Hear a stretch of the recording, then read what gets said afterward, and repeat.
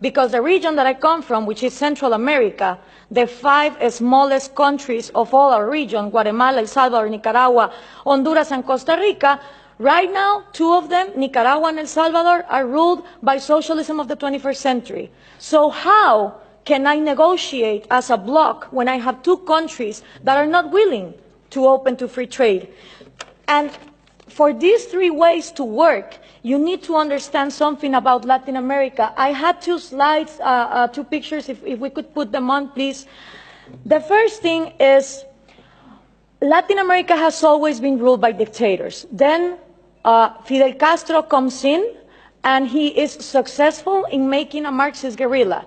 In the moment that Castro comes in and he makes a Marxist guerrilla, all the countries in Latin America start copying and pasting that model.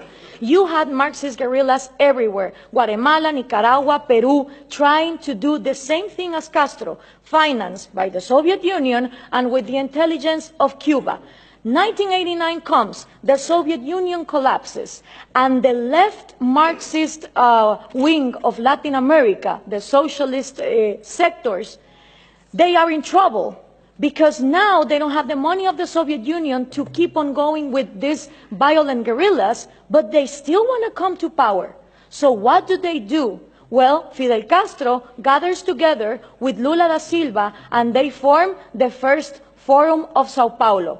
The Sao Paulo Forum is a parliament that every year gathers together to further on the socialist agenda. And they start working on 1990. In 1998, they put their first president, Hugo Chavez. And that was a relief for Cuba, because the money that the Soviet Union was lacking to give, the oil of Venezuela started giving. And now that the oil prices are coming down, they are hoping for Colombia to advance on the agenda to give FARC, the Marxist guerrilla drug dealer of Latin America, places in power. If this happens, we're going to have the first narco-socialist government, which will mean that the money of drugs, it's infinite. It doesn't depend on the market like oil, and then you have another socialism of maybe the 22nd century. So what we need to understand is this regional strategy is not only put in place in Venezuela, it has been put in place and tested in Brazil, Argentina, Chile, Uruguay, Nicaragua, El Salvador. And the places where they haven't governed, they have people who are waiting to come to power. When we understand this, we also understand that when the Berlin Wall fell, and communism was a thing of the past, in Latin America, we voted for the so-called neoliberal governments, the right-wing presidents that were going to open the market. These people gathered together in the Washington Consensus, and they promised that they would give us free market. What did they do? They privatized everything. They privatized electricity, trains, radio stations, but they didn't liberalize them. They gave them as oligopolies and monopolies to their peers, and this created crony capitalism. But for most of the population, the one to blame was free market. I don't know if we can now put the picture, please. For the people, what is needed to be blamed is free market, when free market has never existed in Latin America. So it's always blaming the government, but expecting more government to come in and solve the problem, like this picture shows here. So what happened then?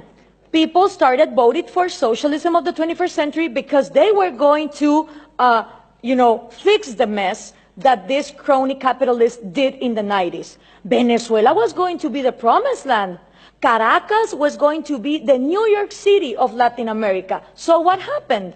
All these people get in power, Chavez, Lula, Correa, Evo Morales, and instead of finishing with the privileges, the crony capitalism, the oligarchies, they become even worse.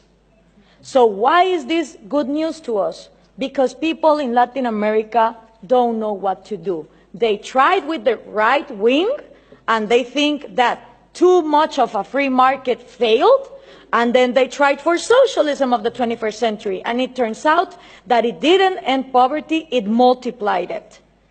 So right now, it's a great and excellent opportunity for people like us, for people who really defend liberties and freedom, not only economic liberties, but also individual liberties. Because in a moment where there is frustration to the left and to the right, and everything has been tried, and all of them are statists who want to control the economy, is great news for people like us who want to defend freedom. The examples given here from different regions of the planet demonstrate that freedom works. So what we need to input from Europe to Latin America is the right messages. Those messages include that Scandinavia is not socialist, that we need trade more than aid, and in order for institutions to follow up, it's not about material equality, it's about equality under the law and the rule of law. Thank you very much.